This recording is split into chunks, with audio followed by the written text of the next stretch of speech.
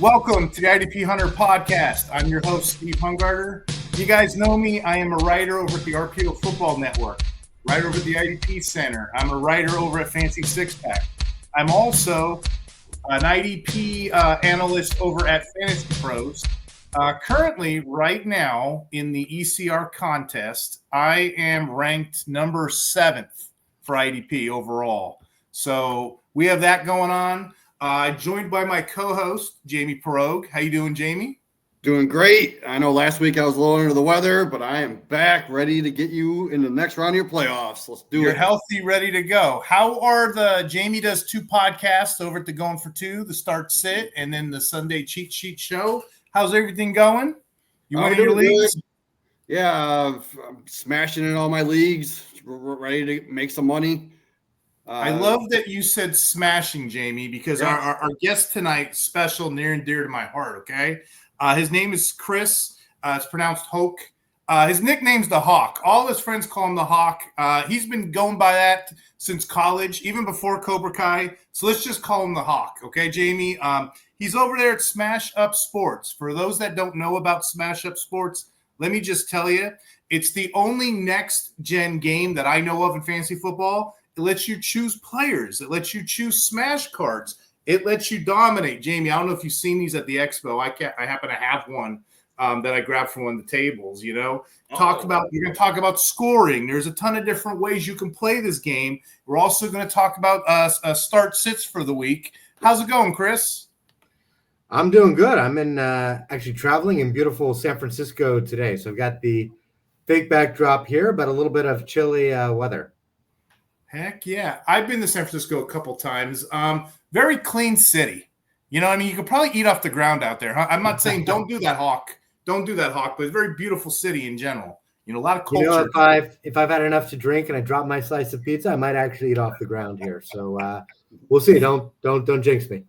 Jamie, he was at the expo too. He had a little table. We missed him this year, but now we have a friendly face in the crowd. We'll have another friend we'll make, and we'll have some good times next year. What do you think? Yeah, man. I'm sure we probably met each other in passing. It was a rough weekend for me. So next year we'll hang out. Well, I hope to remember. I got my cocktail here for the show tonight, and I think we had many of those at the expo. So maybe why we don't fully remember each other. We probably had many conversations. We have a couple questions that came in from the Discord, from the YouTube channel. I got them all kind of collected here. I'm going to add one too. Over at the Expo, Hawk, I play in the Kings Classic, the IDP division. It's offense, defense, 34 rounds. I mean, it's so intense. I had to go to the bathroom halfway through, and I wouldn't even get up. So it was 4.5 hours of me holding my prostate, you know, until this draft is over. Jamie's seen it. It was a whole thing. I'm in the top 4 this week, so I have a kind of a question or two for you guys, you offensive geniuses. Maybe I can pick your brain. We'll do that at the end. Question for you, Hawk. When you started SmashUp Sports, what gave you the inspiration behind that idea? So it's funny because I really wish we had like a founder story like Reid Hoffman over at Netflix, where he got the late fee from Blockbuster. He wanted to kill Blockbuster.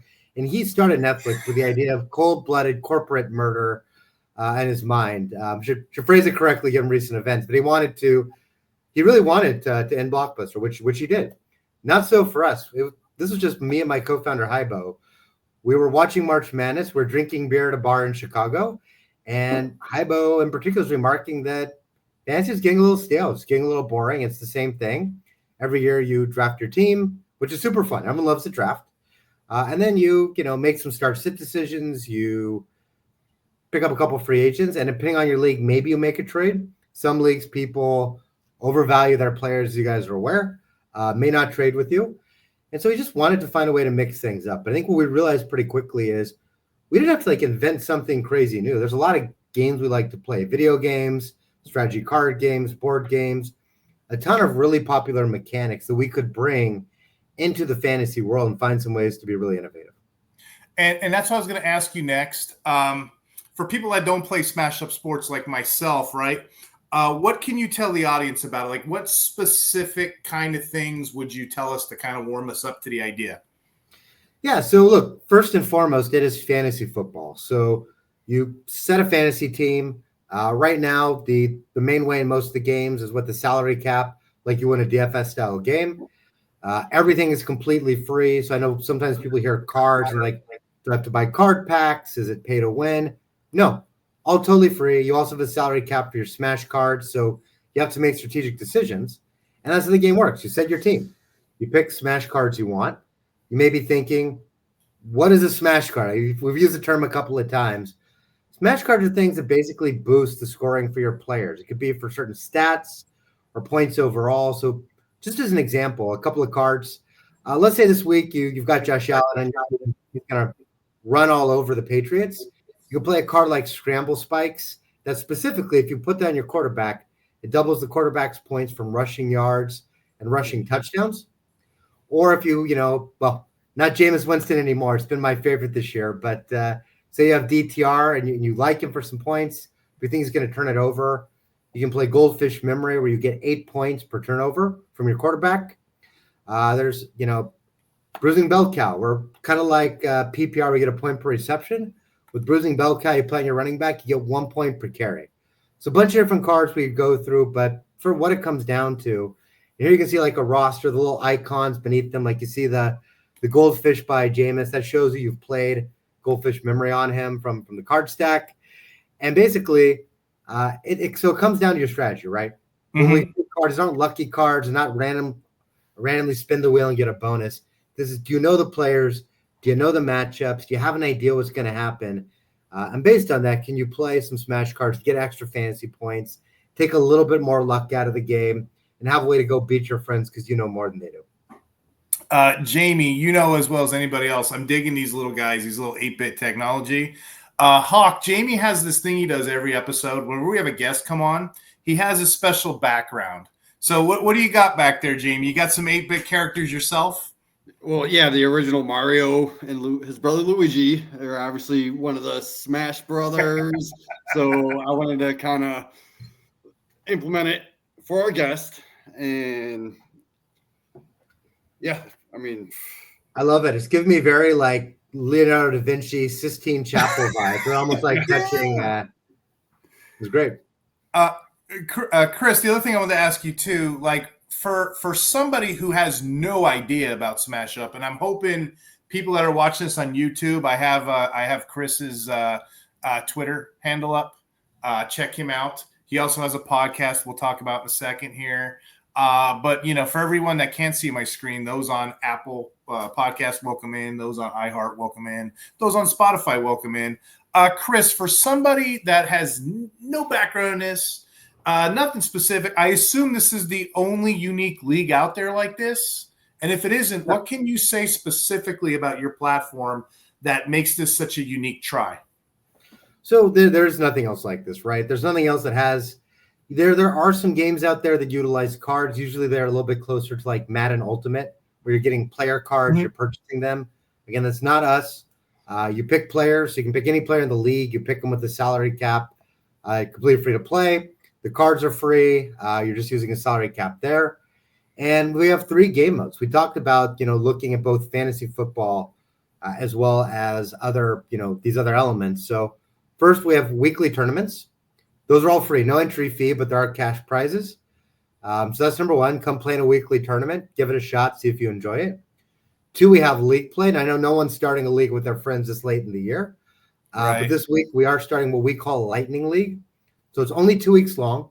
The points are additive. So it's kind of most points wins. And top 3 places win a little bit of cash. But again, free, no entry fees. And then we've got, I think what's really innovative, our single player game.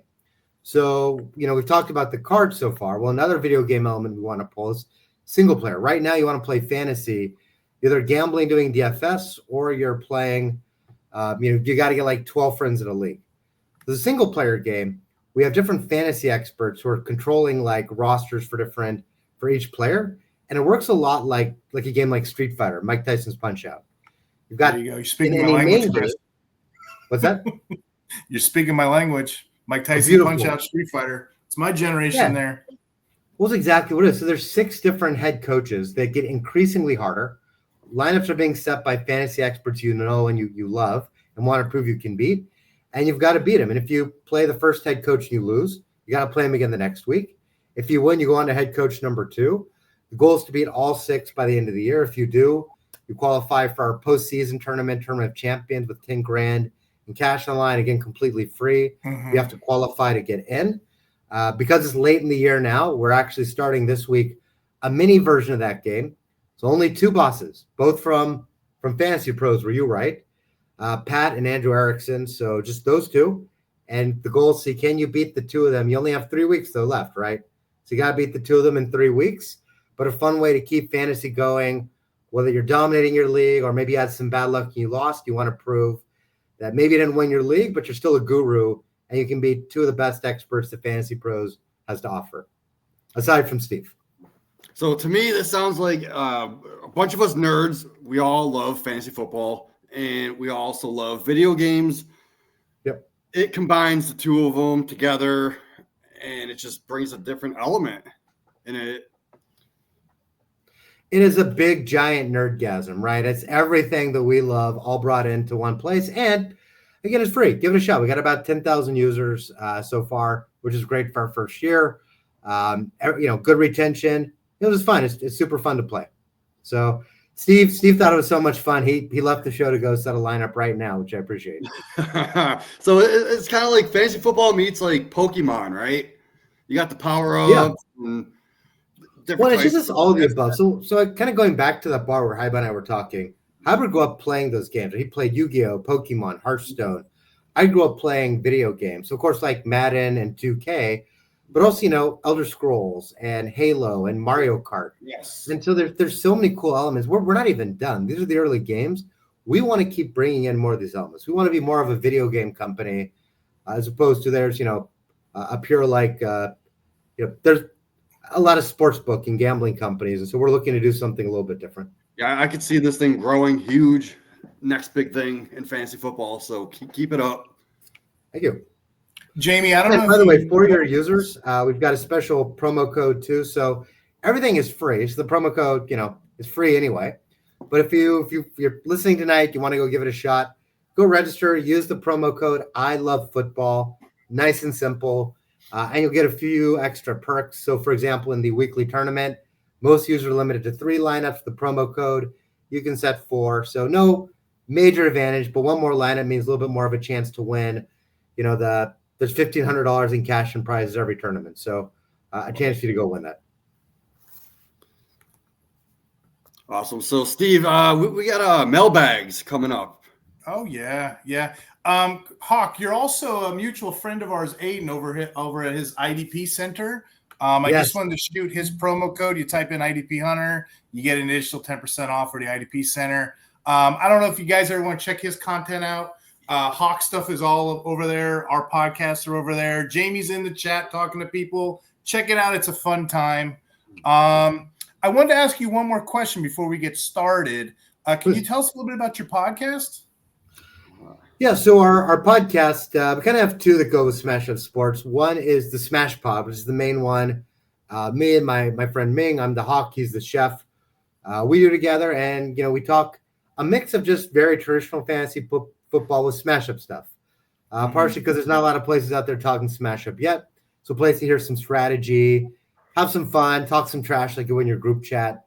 We also have another podcast to do with Hybo, and he does with our other person, Owen, which is Hybo Does Data, a little bit of an irreverent name I made that I don't think he liked at first, but he stuck with, where he actually gets into the data from the game. So if you're like, hey, I want to hear strategy, go listen to me and Ming.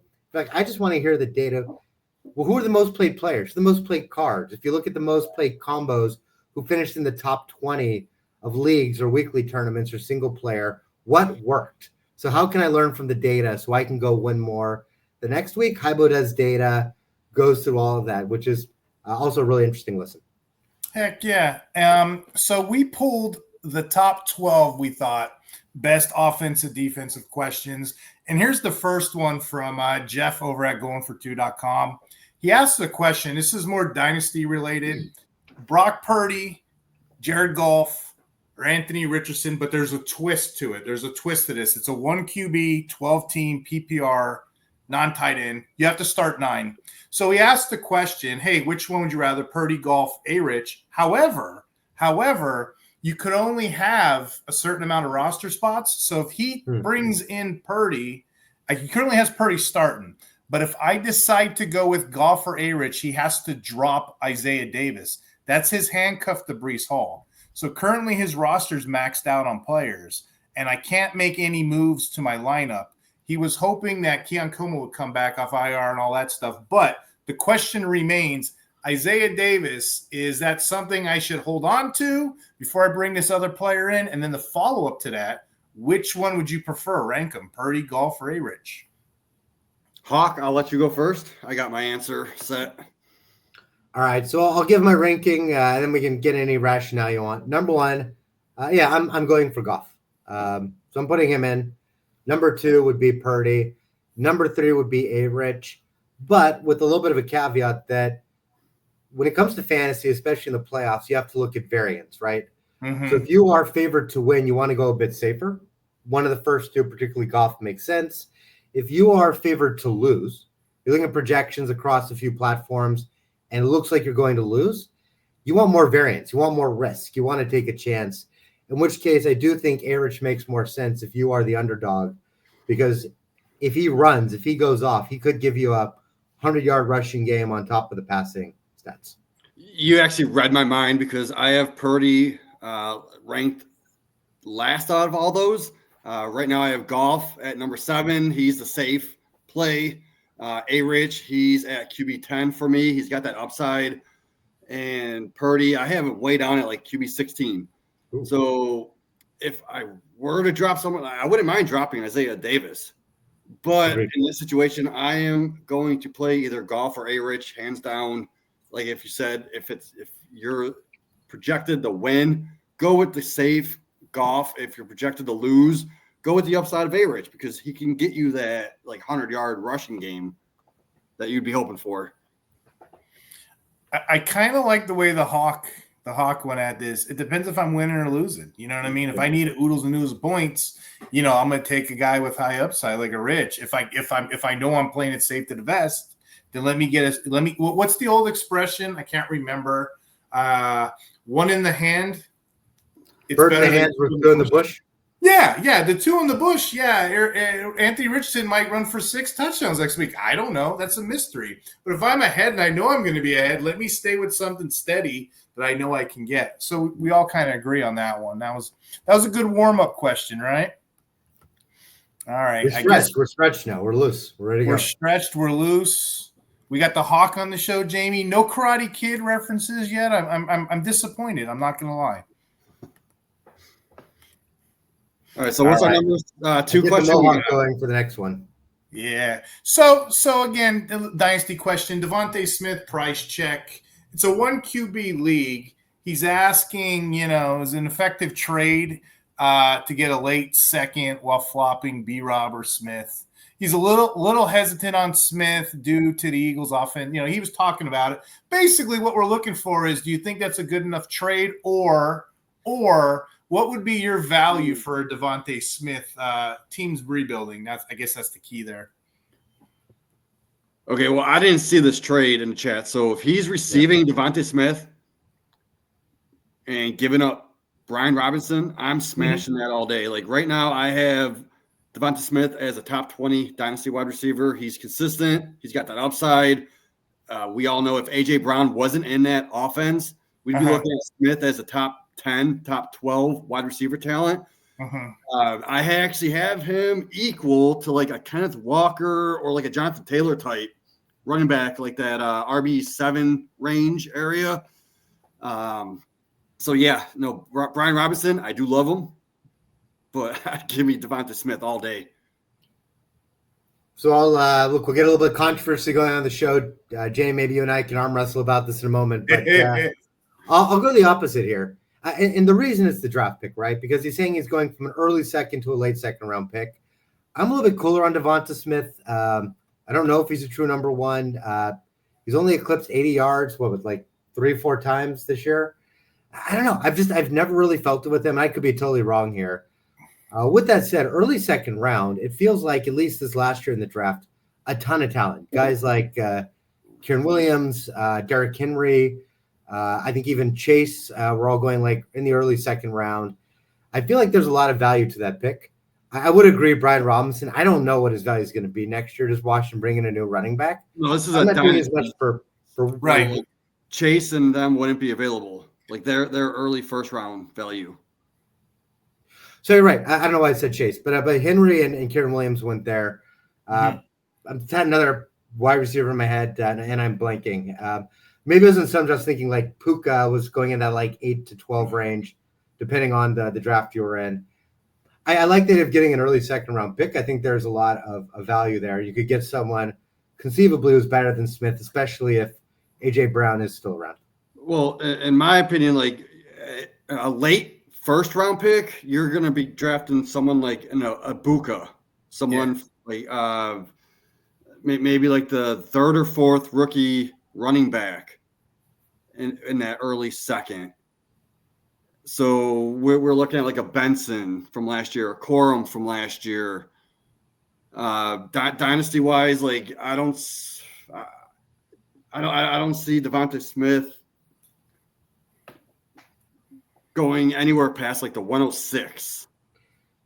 Actually, I'm sorry, Jamie. You're right. I'm going to change my answer. I missed the dynasty portion. Yeah, you're right. I was naming players who were there in like a regular draft. Yeah, I'd have heard you. You're right. So dynasty, I by the second round. I value Brian Robinson as like an early second round pick. So you're giving up 2 second round picks for a late second and the 104, 105. I was sitting over here. I'm like, mommy and daddy are already fighting. This is already it's good. It's good to have different. Hey, that's good, man. That's how content works, man. Like, Jamie, do I want to know which one I am? Am I mommy or daddy? I'm scared to get an answer. I don't even know anymore. I'm uncle, I guess. But hey, but you're right though. In redraft, I'd probably want Robinson by a hair. And in a dynasty, I'd probably want. I don't know. The key to me was rebuilding. If it's a rebuilder, what better way to rebuild with young wide receivers? And I'll figure out the rest later, right, Jamie? Yeah, I mean that's what you want is a top 20 wide receiver, and then figure out the running back later. I like what you said about 2 seconds for like a Devonta Smith. This isn't the question, but just out of context, straight up 1 QB league, because those draft picks are a little bit more valuable than them super flexes when things get pushed back, right? What would you want for Devonta Smith? Like a 1.9, 1.10? Is that you think? That's I wouldn't give up. Like right now, they obviously got like Ted McMillan. I haven't dug deep, but like I'm guessing Devonta Smith top 20. He's gonna be like the 105 straight up for a wide receiver 20.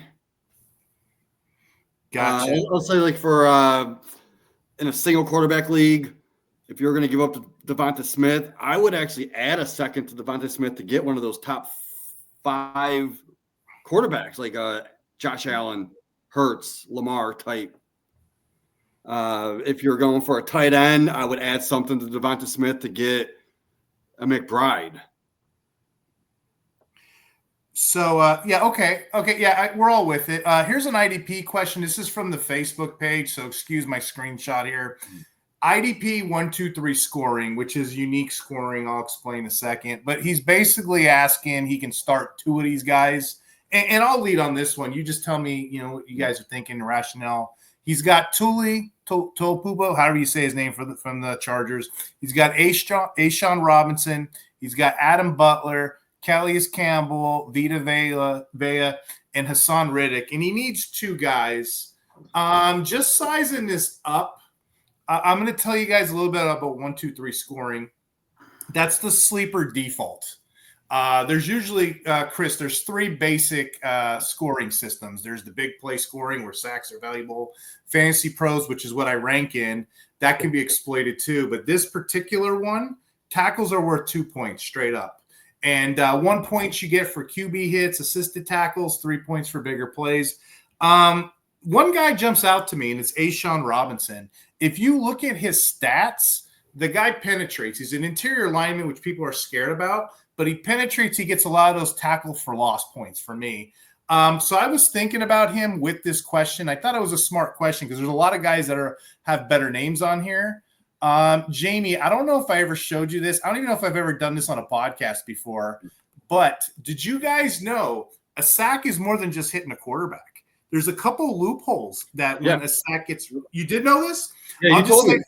I'll say for the audience, and maybe Hawk don't know here, but a sack occurs when a defender makes contact with the quarterback and he runs out of bounds. Mm-hmm. Or a sack occurs when the passer is getting ready to run out of bounds and he's behind the line of scrimmage. Whatever defensive player is near him, close to the ball, they'll get credited for a sack. A lot of people don't know that. A lot of people that play IDP don't know this. And if there's 2 or more players around, they get assisted sacks. So the reason I bring all that up, context matters, scoring matters. Guys that are interior linemen that get those tackles for a loss that they force to play, they're going to generate a lot of free sacks like that. So for me, I'm taking A'Shawn Robinson there. And I guess if I had to, the other guys, they don't stick out as much to me. But if you made me pick another guy out of this group, I'd probably go, again, my hands are tied to the wall here. I'd probably go Vita Vea, same thought process, or an Adam Butler type. Those that's what I would do. I would challenge it. Hassan Reddick is like the movie star name here, but everybody who follows football knows that guy went to Japan and lost his mind. I'm not chasing it. I'll tell you what, I'll call my shot. I'm going to rank them all. I'm going to do Robinson first. I'll do Butler 2, then Vea, because I like Butler a little bit more. He does a lot more dynamic. Then there's a huge tier break, and then I'll take a swing with the Reddicks, the Campbells, and the Tulleys. Jamie, Hawk, you guys see it any other way? That's how I look at it. No, 100% agree, especially with Butler is going up against Mac Jones. I mean, come on now. That's what I was going to say. Yeah, Steve talked about it. You got to go Butler, Robinson. See? Yeah, as soon as I seen that versus Jacksonville, I'm like, you know what? I'll bump him up a bit. Yeah. So that's a good question, I thought. I don't know. And there's a second part to that question. Oh, there was? Yeah, it's a flex, Ramondre Stevenson, Waddle, or Flowers. This is easy to me. I'm not trusting Stevenson. Mm-hmm. I'm protecting him around that running back 25 to 30 range, only like 11, 12 points. Waddle, he's banged up. He didn't practice today. Not sure he even plays. If he does, I'm going to put him in that wide receiver 35 to 40 range. Flowers, for me, he's wide receiver 22. I'm expecting at least 14 to 15 points from Flowers, so give me Flowers all day. Gotcha. Same boat. He's had 50-plus yards in 5 of the last 7 games. He's, Bateman's getting some of the deep throws, but Flowers has been a reliable target for Lamar Jackson. So those 3 like him the best as well. Love it. Stevenson against that Bills defense, that could be a mess. Yeah, true. All right, one round is complete. We'll go on to I guess we'll start back with Chris. He'll lead the way. Our guests are first here. We got a PPR flex question. Back to redraft, thank goodness. We got a wide receiver, Malik Neighbors, or running back, Brian Robinson Jr. A lot of Brian Robinson Jr. questions. I don't know why. Yeah. I'll write them. I don't know. He's awesome. That's why. So Brett wants to know PPR, so I guess that's the key. Wide receiver Neighbors or Brian Robinson? Of course, we always want to know the rationale as to why. So I'm going Neighbors, and here's why. A couple of reasons. So the Eagles have been really good against the run. Now they've been beaten they've given up some big points to a few running backs. Almost every running back they've given up big points to has been a pass catching back. Robinson has caught a few balls. He's not strictly like a Derrick Henry, but he had his season high for yards off receptions last week with 22. That is not his forte. The Eagles can stop him running up front, I think. On the other hand, Neighbors, it's scary. You're looking at either DeVito, who loves to throw sideways, or Boyle. But he got 14 targets last week. He's still in a terrible matchup, wound up with 86 yards. And I just feel like the Giants season is done. Washington will do whatever they can to win. They'll go away from Robinson if they need to. The Giants, their season is done. They want to get the fans excited. They're trying to keep their jobs. They're going to scheme to get Neighbors the ball, even if it's screen passes, even if it's a wildcat formation. Neighbors will get his, and particularly in PPR, I think he's going to get 10, 20 targets somewhere, like a huge amount of targets. And I think with that many targets, he'll get some catches. He'll get his yards, even if it's an inefficient game for the Giants offense. Yeah, Hawk. I think we just became best friends because I do like. We weren't already? No, I really do like more space for activity. I love both players. Don't get me wrong. I love Neighbors. I love Brian Robinson, but like Neighbors has more upside. He's seen 40% target share recently. Like he averages 35% target share on the year, which is number 1 in the league. The last 7 games, he had double-digit targets 6 times in the last 7 games. Like the one that he failed to hit double digits, he had 9 targets. He only went under 10 targets 3 times this whole year, and that's when he had 7, 8, and 9 in those games. Neighbors right now, to me, he's a top 10 wide receiver this week in another great matchup. He's going to hit at least 17 points. If he doesn't get a touchdown, imagine if he gets a touchdown. Brian Robinson right now, I do like him. He should get a touchdown, but I'm not banking on that. So I'm projecting him 15 points with a touchdown. But imagine if he doesn't get that touchdown, he's going to get you only 10 points. Mm-hmm. So give me Neighbors all day in this situation. You guys are rock stars. Brett is very grateful just to have you guys in his presence answering his questions here. Thanks for that question, Brett. I was curious how you were going to answer this, Jamie, because in the off season, sometimes I have my blinders on. I'm like a horse trotting at the Derby here for my fantasy drafts. Sometimes I got my blinders on, and I wasn't sure how I wanted to rank Brian Robinson myself. Yeah. I had him as a top 20. Jamie kept convincing me. He kept talking me off the bridge. Oh, Brian Robinson. But there's a lot of guys in that tier bubble. I forget right now. Outside the top 30. But I had a lot of guys ahead of him. And finally, you saved me on a couple of those. There were guys that were just trash, the Devin Singletaries and people like that. So thank you in that regard. But I see PPR, I think Neighbors too. And then on that note too, Brian Robinson, man, he's got a floor, 16, 18 touches a week. He's not bell cowing it. So yeah, give me the elite wide receiver all day long. That's my opinion. Yeah, I mean, if he doesn't get that touchdown, he's not going to hit that ceiling. Right. I agree. I think all the way around. Hey, Ron Rainey asks this one now. He asks about rest of the season, which I think is funny because rest of the season, we got 2 weeks left. But to be fair, he asked this last week, but it's still a fun question.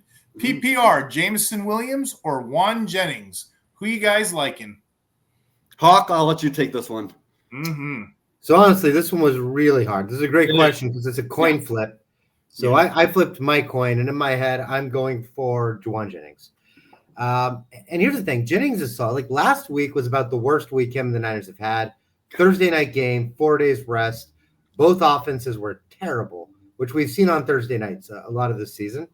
And he still had 4 catches for 31 yards. That was his absolute floor. If you're still playing right now, you're in the playoffs.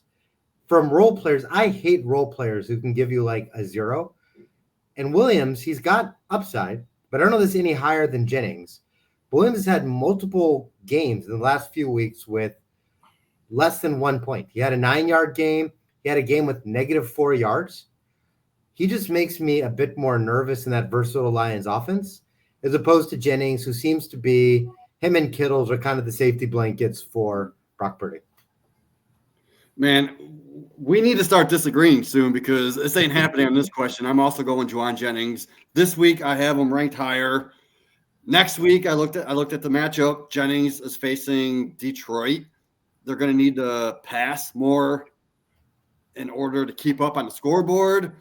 And Jameson Williams, man, I mean, yeah, he can get that long touchdown, but I'm not banking on that long touchdown. No. So give me Juwan Jennings. Well, Jamie, I don't know if this goes in your thinking, but especially in the playoffs, right? You don't want a 0 from your role players. You want your role players to give you, again, unless you're projected to lose and you're getting really risky, you want your role players to at least come in with a floor of 5 to 7 points and let your star players kind of carry you to the championship, put up their big, hopefully, 30, 40-point game.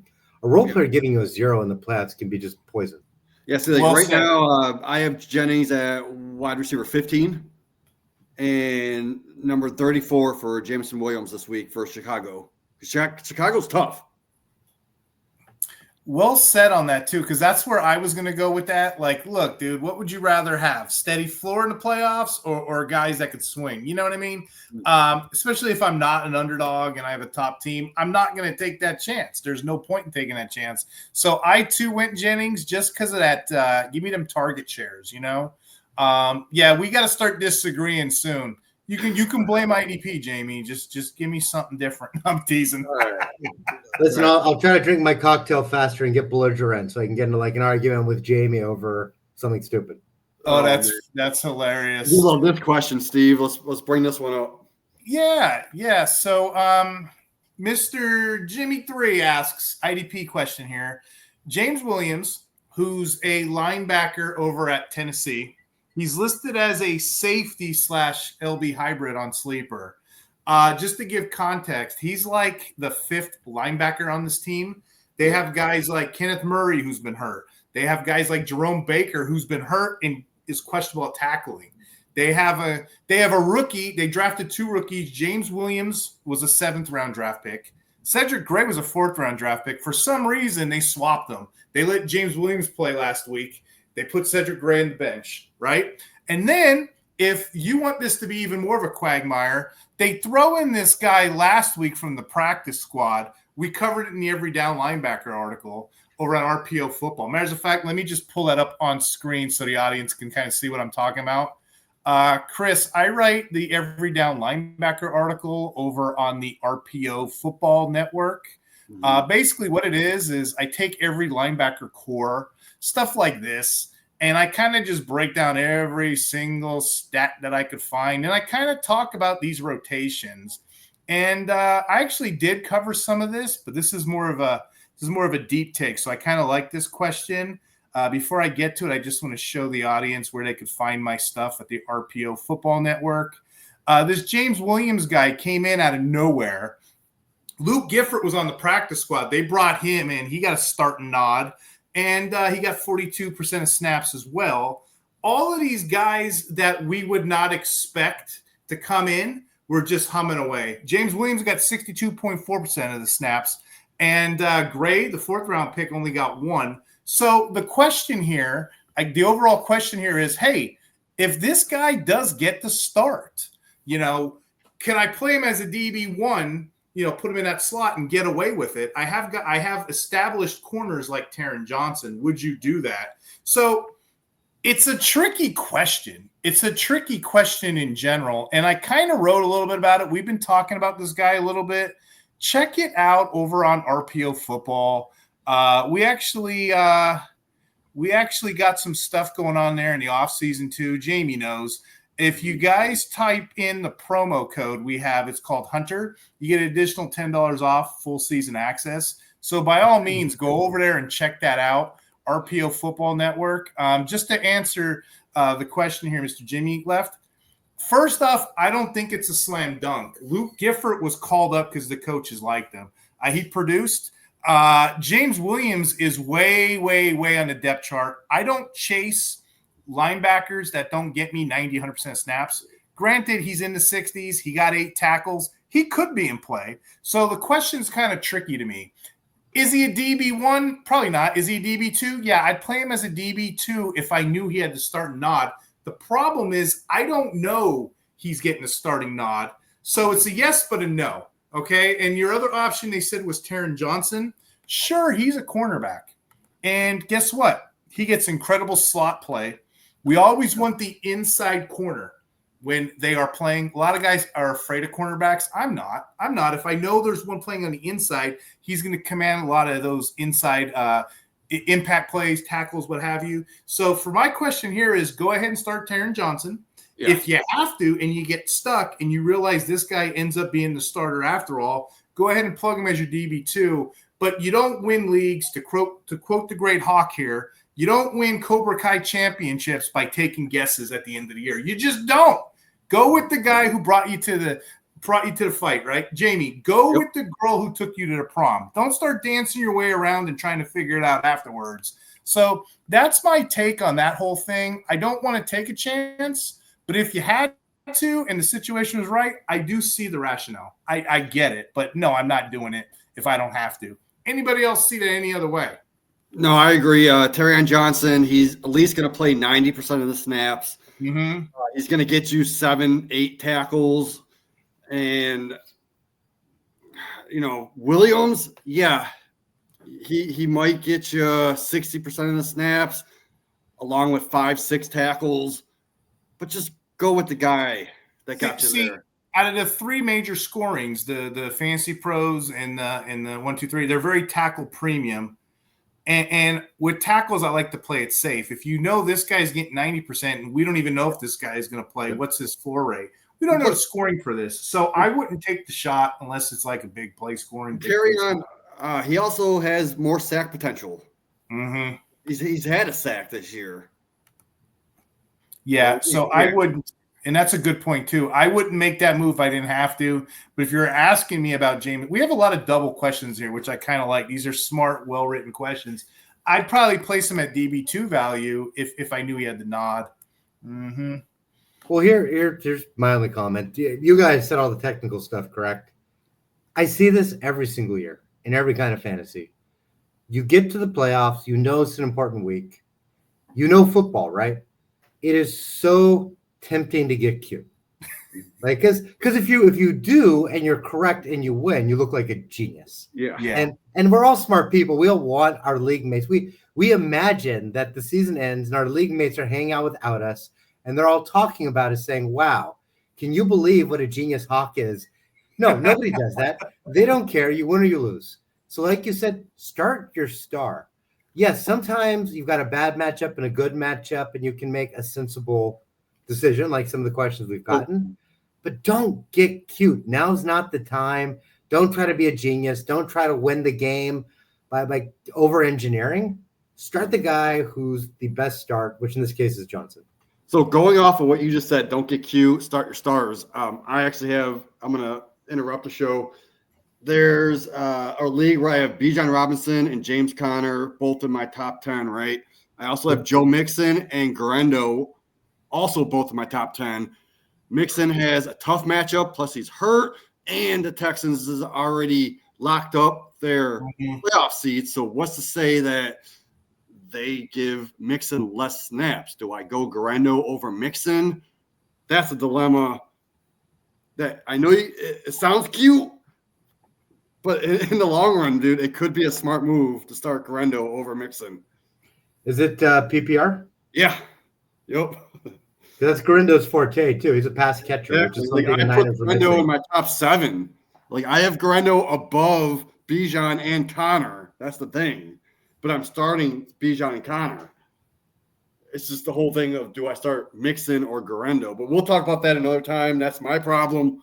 Let's not That's actually a fun one, though. It is. What would you do? I am 100% thinking about starting Garendo over Mixon just because of the situation. Yeah, I mean, I like Garendo better, but I don't know if that's the proper ranking. But I do like that question. I think I'd go Garendo, personally.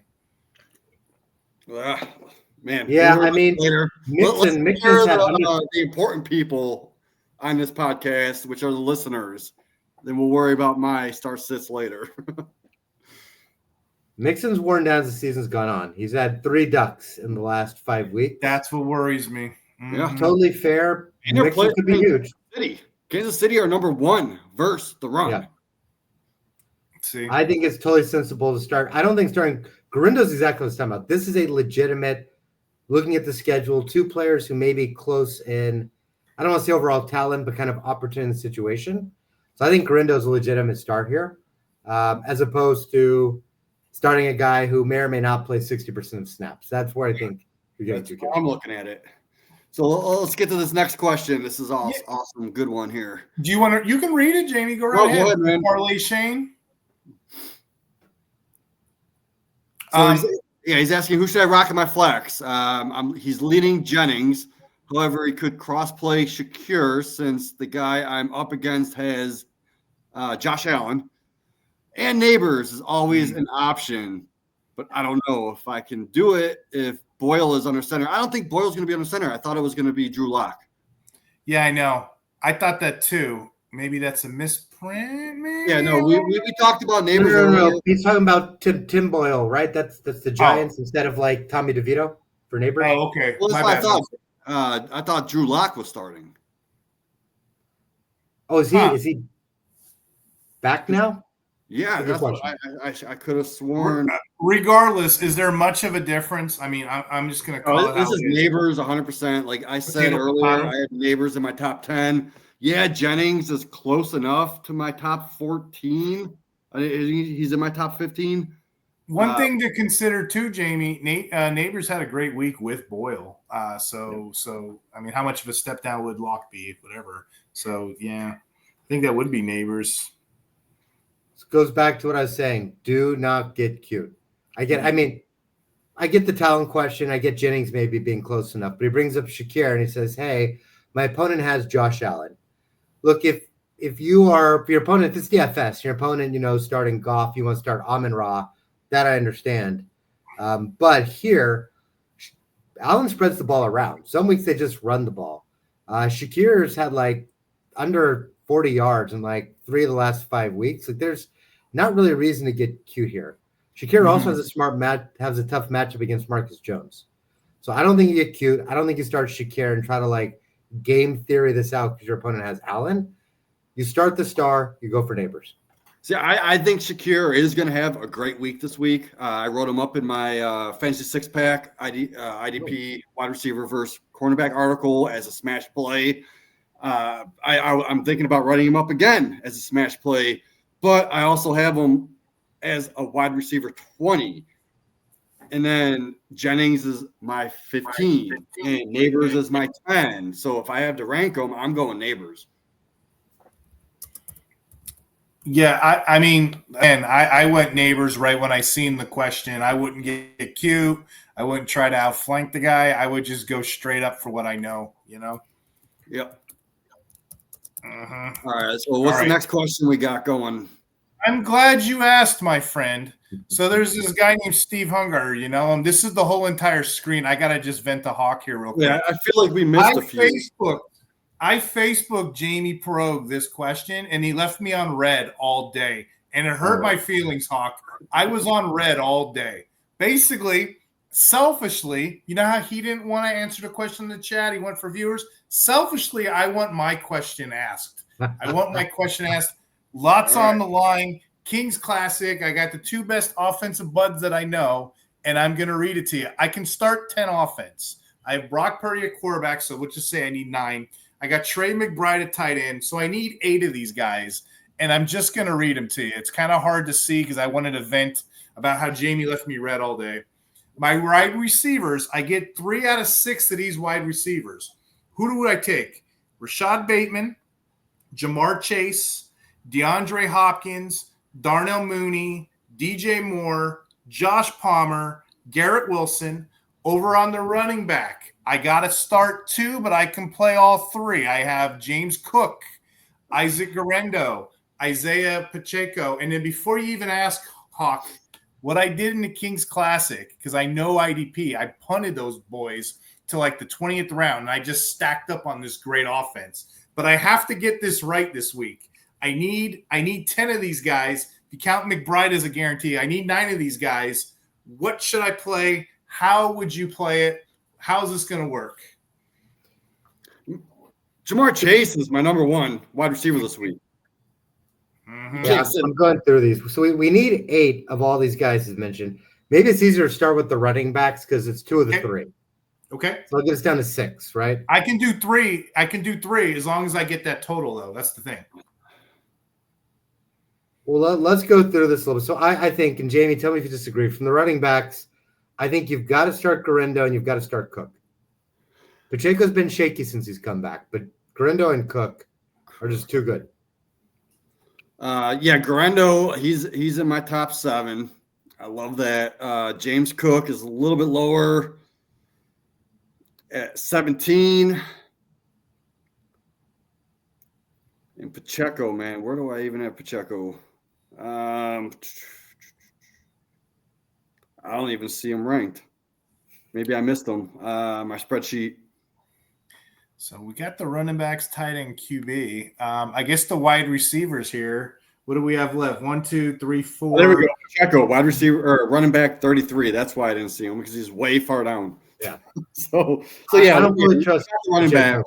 It's Pacheco and Cook. I know Cook. He's only been seeing like what 40% of the running back share, but it's Josh Allen. He's going to use them. So those are the receivers. Sorry, Chris. I forgot. I misread. I have Jonnu Smith and I got Cole Kmet. I can play 2 of them as well. So maybe Jonnu Smith gets in here over these wide receivers. I forgot to mention that. Well, you said you had Trey McBride, right? Yeah, Trey McBride's definitely my number 1 this week. Mm-hmm. Yep. I have him number 1. Jonnu I have at number 4, projected for like 13.8 fantasy points. But you're asking to start him over which receivers? So I got Jonnu, I got McBride, I have Purdy, I have Garendo, and I have Cook. So that's 1, 2, 3, 4, 5. I only have 5 slots left between Jamar Chase, Rashad Bateman, Hopkins, Mooney, DJ Moore, Palmer, or Garrett Wilson. Who are we putting in here? So we got 6 spots after the 2 running backs and Purdy and McBride, right? Mm-hmm. So of those 6, Jamie can tell me if you disagree. The 4 that I'm definitely in on. Immediately, I'm in on Jamar Chase, Garrett Wilson, DJ Moore, and based off the way he's played, Jonnu Smith. Like I think those 4 are automatic for me. So like DJ Moore, I got at about 17 points this week. He's a top 13 for me, top 12. So that's 9 out of the 10. So we just need that last spot. You guys are rocking and rolling here. Wait, 1, 2, 3, 4, 5, 6, 7, 8. Yes, we need 2 more. I'm also crossing off. So now going the opposite direction. I'm crossing off Jordan Palmer with Ladd healthy and Joshua Palmer healthy. See a lot of Surtain because Surtain doesn't play the slot, so he's going to see the outside between Quentin Johnston and Palmer, so he's out of the question. Cole Kmet to me is fairly out of the question. He's had a couple of big weeks, but they just don't. He's not been a favorite target of Caleb Williams. They spread the ball around so much. I'll take DJ Moore, but I don't want to have a bunch of Bears in my lineup, and I'd rather have more. So I think by process of elimination, that would get us to Hopkins and Bateman. Hopkins, I think, has been fairly consistent, not always great. Bateman, a little bit more of a question mark, but Jackson's been throwing to him more, and I think he's got more home run potential than Palmer Kmet. So that'd be my answer.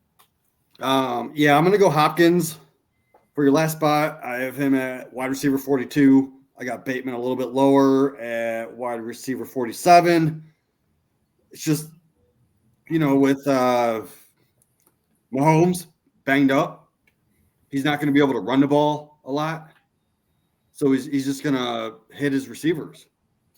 The one guy put in red, and I didn't mention the name, so Jam, we'll get your take here, would be Mooney.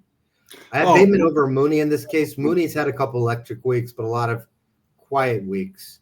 So Mooney, he is that top 12 upside type guy, right? Yeah, him and Bateman both. One of those, you got to pick one of those 2 are kind of like your home run swings, right? I have them almost exact about that 10 points.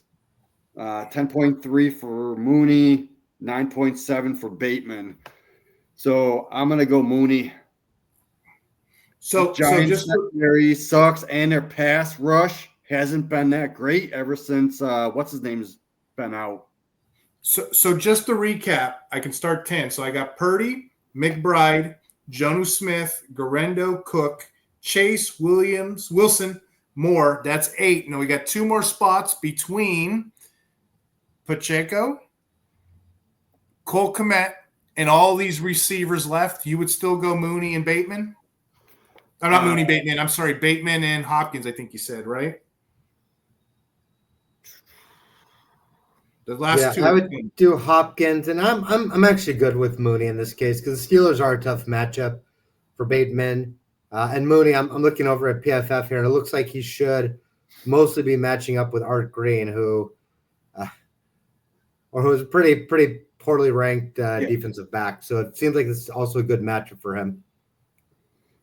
So you would play Mooney over Pacheco?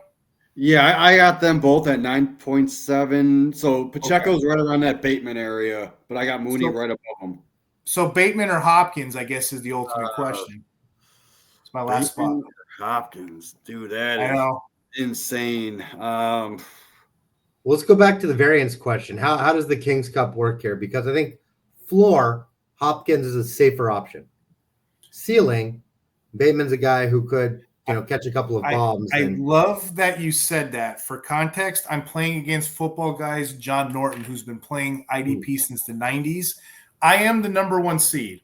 I do outscore everyone else, but when you look at it on paper, I'm an underdog, and I know it. And he's coming at me like a freight train. I just happen to win a couple more games. So I think I do need an upside. I do need that last one needs to be a little bit of a oomph. But who would you pick there? Either way, I can't call it. Those guys are too close to me. Hopkins or Bateman, I guess, is the question. I'm going to go Hopkins over Bateman. Okay. See, I would feel Bateman over Hopkins because I've seen a lot more games where he pops. So I don't – this is going to be the disagreement question. To get you less points. Mm-hmm. I'm good on the Bateman call if you want to swing for the fence. If you're like, I'm looking at the matchup, I'm looking at the projections, and I'm a legitimate underdog here and I need upside, Hopkins has had just a lot of weeks where he kind of gets that like 6 to 10 points, right? Mm-hmm. So I do think if you're saying 6 to 10, a safe floor that's not going to get it done, I need a guy who can give me potentially a 20, 30-point game. Bateman could give you a 0, right? He could give you, or 2 points, 20 yards. He could also catch 2 long bombs for 2 touchdowns and 150 yards. Hopkins is going to face a lot of Stingley, right? So I might go Bateman in this situation. Facing the left. So Bateman, all 3 of us? Is that's hard. Yeah, Stingley looks to be his main matchup here. A little bit of Lassiter, who's not bad himself. We see what Stingley did last week. He pretty much held who'd he face? I wrote him up in my article. God dang, I can't remember. It'll be Hill or Waddle, right? Because they played. Yeah, it was Hill. Miami. Yeah, so held him.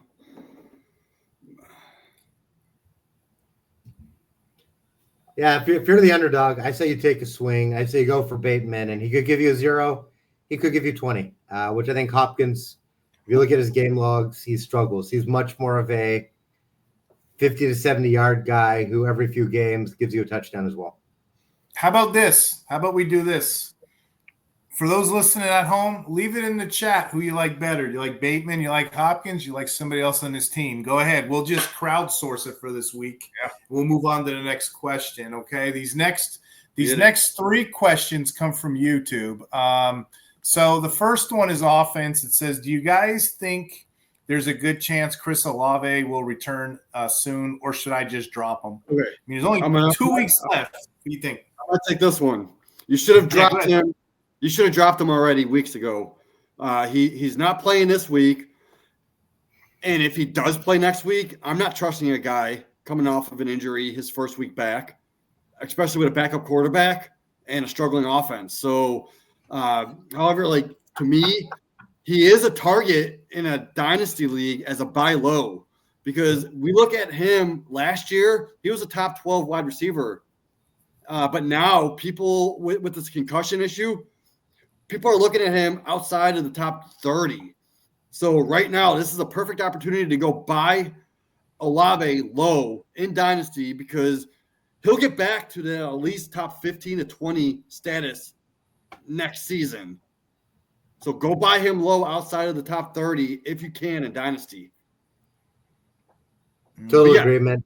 I was really hoping this is where we get in a fight, but I don't know how I love how Jamie just describes like a totally dilapidated, collapsing house with a little Chris Olave windmill on top. Like what are you even holding on to Olave for? What are we doing here? This is you're totally right, Jamie. That's what IRs are for, man. Throw them on an IR. But if you don't have an IR, just drop them because you're not going to play them. You're not going to trust a guy coming off of a concussion with a backup quarterback in your finals. Well, in some ways, this is almost a better question for Hollywood Brown, right? Because he actually might come back at the end of the year, but it's the same answer. If he comes back in week 16, are you really slotting Hollywood Brown into your starting lineup in your championship week? Nope. For when it's his first game back after missing basically the entire season, I would be petrified. That's more of like a best ball. If you have like I have a few best ball leagues that I can go pick up people off waivers, and Hollywood is a best ball ad, not someone that you're gonna want to start in your lineup. Yeah, I'm with it. I wouldn't hold them either. This next question comes from Ace of Chase, who's either has incredible, great music taste or he's a diehard Bengals fan. I can't tell. Maybe a little bit of both. I don't know. But anyway, he's asking a combo league question, which I enjoy. And he's asking, should I trade away my 2025 1.10? It's going to be, he's got it mapped out for Micah Parsons. He's got other IDPs available. What's that, Jamie? No, keep going. He's got other IDPs available, not just Parsons, but he could also get Levante David with that pick. He can get Foyce Olakun. He can get Quay Walker or Jack Campbell. Are any of those guys worth a first-round pick? I got this one already kind of figured out. I'll give you my take, but it's more of a lecture. My kids upstairs, Chris, they say I'm a lecturer. I'm always giving them a lecture. I kind of got a thesis on how I play IDP, but I kind of want to hear from you guys. Would you make that move? Hawk, are you an IDP dynasty player? Dynasty, less IDP. I just want to make a snarky joke and ask if he saw the sign, and that's why he's asking this question. Thank you so much. I've been sitting on that for 2 minutes now, so I just had to get that. If you open I'm up a dad joker. That's my thing. Oh my goodness. So I'm glad somebody picked up on it. I'm gonna hit this one real quick. I'm gonna say hell no. Give me Ibuka at the 110 in this league, because I wouldn't give up. Maybe I would give up the 205 in a 10-team league for Parsons, maybe the 206, 207. But no, give me the receiver type guy that you're going to be able to actually plug and play at your wide receiver 3, which is going to be like an Ibuka at the 110. So I'm not paying more than a 205 for Parsons. So what's interesting here is generally I don't pay for IDP because I can punt them and I can find them. However, if you're asking about value, there actually is a handful of guys I would take, with a one, I would get a 1.11, 1.12 or better. I would. And ironically enough, 0 linebackers, 0 defensive backs. But ironically enough, it would be an elite defensive lineman. Guys like TJ Watt, I'd probably pay a 109, 110 for TJ Watt. That sounds about right. Just because historically, he'll crush and tackle sacks. Max Crosby, historically, he's starting to get worn down a little bit. But I won't pay up for a Parsons. I won't, even though most analysts got this figured out. Parsons is a top player. If you look at what he's done since he's come in the league, he's tore it up, but he's too sporadic. I can get more value, like Jamie illustrated with my first round pick. I kind of highlighted a couple players I would pay up for. I mentioned Watt. Budda Baker, I'd probably pay a 2.6 or less. Same thing with a Winfield, an elite tight end, an elite defensive back, elite tight end. You know how that is. It can pop your league. All the linebackers listed, those guys are probably, late thirds. I'm sorry. I don't know about Campbell. If you really like him, I'll take a mid-second. Foyce, maybe 3 years ago, but Roquan Smith, I'd be interested with an early mid-second. But other than that, I know I can get away with IDP because they come every year. They come off waivers. You know what I mean? So I don't pay up for them historically, but I wouldn't pay up for Parsons. I think somebody knows something that we don't know, and they're trying to stockpile picks for next year. That's my opinion. So the quote Ace of Ace, no one's going to drag you up to get into the light where you belong. You're a champion. He beat me. He did better. I give it to Jamie, the win. He gets the win. You're at the 110. win. You're a champion. Go ahead and get that wide receiver that could possibly be a top 20 guy, which is going to be Ibuka. I love Ibuka. The only commentary I want to add to this has nothing to do with the players. Steve, I love the suggestive videos from YouTube. Tells me everything I need to know about your taste and what you're watching, and it's fantastic. We'd be best friends too, me and Jamie. I go down a rabbit hole, full disclosure, of like Dark Side of the Ring, all these tragic Greek tragedies happening to these guys. Yeah, that's hysterical. All that stuff. Good. Hey, at least it's good stuff that you're seeing over there. I would judge you. Isn't that the whole thing right now? It's like I don't judge, listen, don't judge, or whatever on Instagram. I judge. I will judge, but this is good stuff, so I appreciate your taste. You're gonna go back and watch all that WWF stuff. And, oh yeah, if you ever tune into podcasts, you'll catch all the little jokes we put in here. We talked about Bret Hart a couple weeks ago. Jamie gets all cranked up. I start talking about old school WWF. Hey, I forgot to put this one up. This one came from the guy's name is Spinach Assassin. What a name, huh? Spinach Assassin. And he asks about quarterbacks. Jaden Daniels, Bo Nix. So he goes, I'm kind of curious y'all's thoughts. I'm in a semifinal full PPR 1 QB, and I'm torn between starting Jaden Daniels or Bo Nix. Do you guys got any dogs in this race? How would you play it? I thought it was an obvious question, but then I looked at matchups. I'm like, you know what? Maybe there's a little more to it. What do you think? No, I'll go first, and Jamie can disagree. May or disagree. I think it is an obvious question. This is the epitome of don't get cute, right? I mean, Parsons are a tough matchup.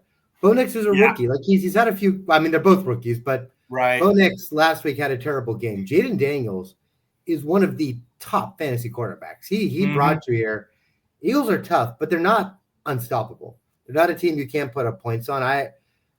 Both tough matchups. If you had like Knicks going against, the Panthers or something, maybe I could see where the logic's coming from. But to me, this would be an example of getting too cute. Yeah, I wish I could disagree, but again, I've had Jaden Daniels in my top 4 overall, even in whatever matchups he's had. I did lower him to quarterback 8 this week, just because of the tough matchup, but I still think he's going to get those points because they're going to be playing from behind. He's going to be slinging it. He has that rushing ability. I mean, so does Bo Nix, but not as much as Jaden Daniels. Bo Nix, I have more down at like quarterback 15, 16. So I'm starting at top 10 Jaden Daniels in this situation, hands down. Yeah. I don't see how you can't. And the final question for the show, fittingly, is an IDP. Yeti Roosevelt. How's that for a name? Yeti Roosevelt. Little Teddy Roosevelt used to hunt the great Bigfoot back in the day. And fun fact, Chris, if you're ever in Georgia, LJ, Georgia, they have a Bigfoot museum. Just to tell you what kind of people we're dealing with. I've been there twice now. It's a Bigfoot museum with all the trivia. And this isn't the question, of course. You go to the wall, and there's a shrine dedicated to Teddy Roosevelt because he was a great hunter, and he has all his footage of hunting the great beast. We know him as a liar now, don't we? Yes. I've been to Atlanta a few times, but I've never been to that part of Georgia or seen this museum. So I have to make a trip. Yeah, it's a fun little spot. I went in there and started laughing. But anyway, Yeti, I'll get to your question here. It's straight up IDP, and this is a fun one too. Which safety should I start? And I'll go first, of course, guys. Quentin Lake or Dane Belton of the Giants? This is fun because a lot of sites right now don't have it right. They can't call it, and I'm going to tell you why it's an obvious one. Chris, I do an article every week over on the Fantasy Six Pack with the great Joe Bond. I take box snap usage, and I call it the IDP safety dance. So you'll appreciate this. We can tackle if we want to. We can leave that world behind. But if you don't, I'm going to hate you for the rest of the night because that song is now running through my head and it will not leave my head. If we don't blitz, you're no friend of mine. Okay, we could dance. But anyway, in this safety dance article, it's more than just clever dad puns. This whole article, I list all the snaps these safeties play. I got the top 300 in here. All these players and their snaps and and whatnot. So, and then I kind of detail what's going on all these positions. So yeah, if you ever guys get bored, you want to check out the Fantasy Six Pack, go over there, check out my work as well as at RPO and IDP Center. But anyway, I just wanted to talk about this Giants, what we got going on now. Tyler Nubin got hurt, okay? And the idea there, next man up, was Dane Belton. He's going to come in and play that role. Belton moved up to the line of scrimmage. So they have one safety back, Chris. They got a guy up front, and he plays in the box. So he's theoretically another linebacker. He plays 44.1% of his snaps in the box. Now, Jamie can tell you, when you have that kind of an advantage, you're playing IDP, your guy's getting tackles and my guy's hoping to get an interception, you're going to win 9 times out of 10. We have an IDP points by position chart. And this week, I think Belton has a favorable matchup against the Falcons. They rank second in points to opposing safeties. Yeah, I follow that stuff. So give me Belton this week as a must start. But the question is over Quentin Lake. Quentin Lake's been a top producer for us. Recently,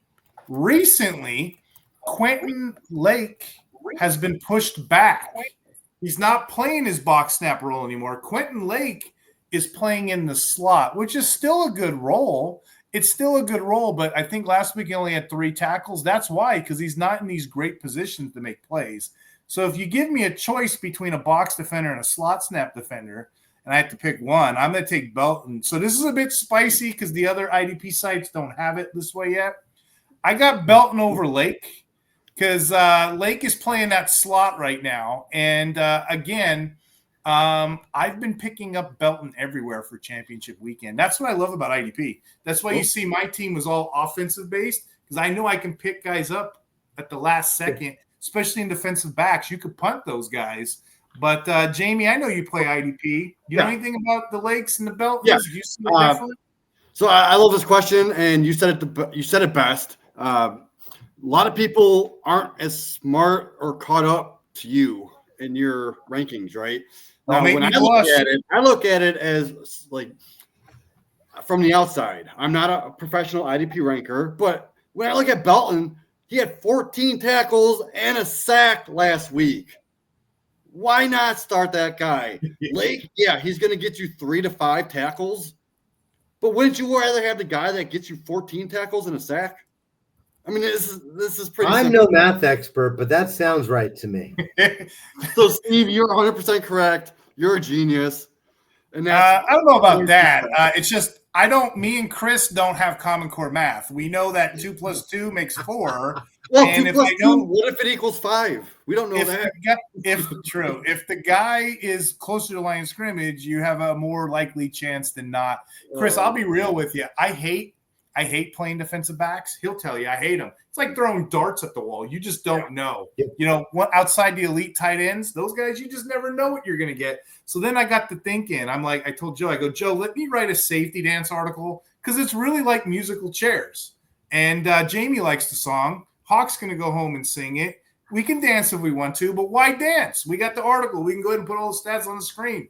I got other stuff in there too. I got the carousels. Some guys get fired late in the year. Other guys come in. The Bengals are a mess. You guys know that. You can see that watching film. There's guys missing tackles over there, so they're promoting rookie. It's crazy. It's a crazy phenomenon. I like doing it. It's enjoyable. You can tell their excitement. I know we all like our own industry arena stuff. Jamie, you're excellent with these prop bets in Thursday Night Football. Do you have any thoughts for this week? Yeah, real quick on Thursday Night Football. I know we're going a little long here, but this is going to be worth it. So tune in. I'm gonna take Herbert over 200 yards. So when I do my parlays, you kind of have to sweeten the deal and kind of lower what the actual line is. So I think the line's like 230 something, 234 maybe. But when I do my parlays, I'm going to take Herbert 200 plus passing because the Broncos, they do allow 235 yards through the air. Last week, they allowed Anthony Richardson to hit 172 passing yards, and he's extremely inefficient. So give me Herbert, who's efficient, to get over 200 yards. I'm also taking Bo Nix over 200 yards. The Chargers, I think they allow 225 yards through the air on average. And I'm also taking Ladd over 50. which is his line's like 69.5, I believe.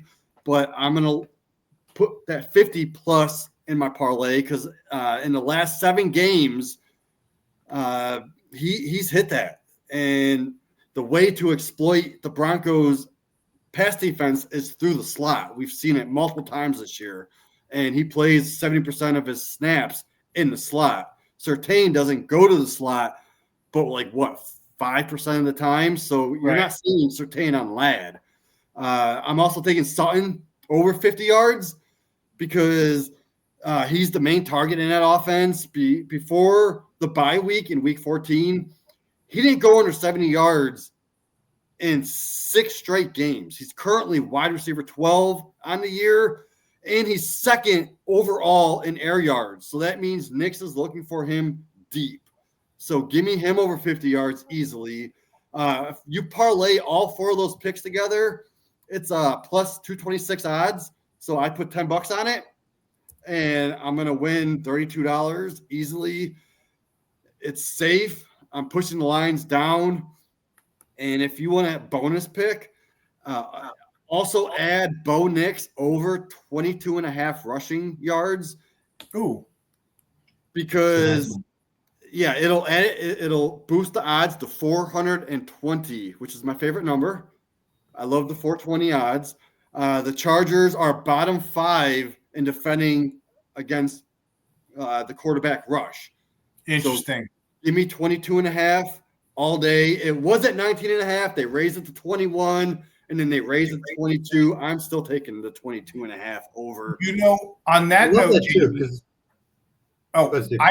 I didn't know you mentioned the quarterback rush. I didn't know that, but just looking at objectively, I really didn't have any bets this show, but just looking at objectively, you got 2 of the better defenses going against each other. Both teams allow less than 17.6 points per game. Last time they played, I think they scored under 40. So I was going to go the under for the low scoring side of the ball. But that's interesting what you said about Nix. If you add the under the parlay, though, I think it's at 42 right now. Mm-hmm. Push it up to 52 and add that to your parlay because it's going to give you better odds and it gives that chance of winning. But Chargers, they're horrible at defending the rush. Right. So, it's interesting too because I think another I love the rushing parlay because not only it's not just about the stats, sometimes it's about the story, and the Chargers are really good at generating pressure. Nix is a rookie quarterback who is more prone to run when he feels pressure. So even if the Chargers were technically good at stopping running backs from running, Nix is going to probably have more running opportunities. When the Chargers bring pressure, he's going to stop his reads. He's going to scramble like rookies do. And so I think that's such a smart call, Jamie. I think he goes the over on that too. And you also have Jaleel McLaughlin. He's going to be out this week. So, Javonte Williams, he had 1 rush last week, I believe. Who else do you have? Audric Estime. Who's going to rush the ball? It's going to be Bo Nix. Bo Nix is going to be the rushing. So I got 1 bonus. Do not add this to your parlay, but just take it as a single bet. It's Cortland Sutton, his longest reception at 19.5 yards. So he hit this 11 of his 14 games this season. He had a reception for over 20 yards. The key is the Chargers can't stop the deep ball. They're the 8th worst in the NFL versus deep ball. And I'm pretty sure Sutton is a top 12 in air yards. So I would take 19.5 for Sutton's longest reception. Yeah.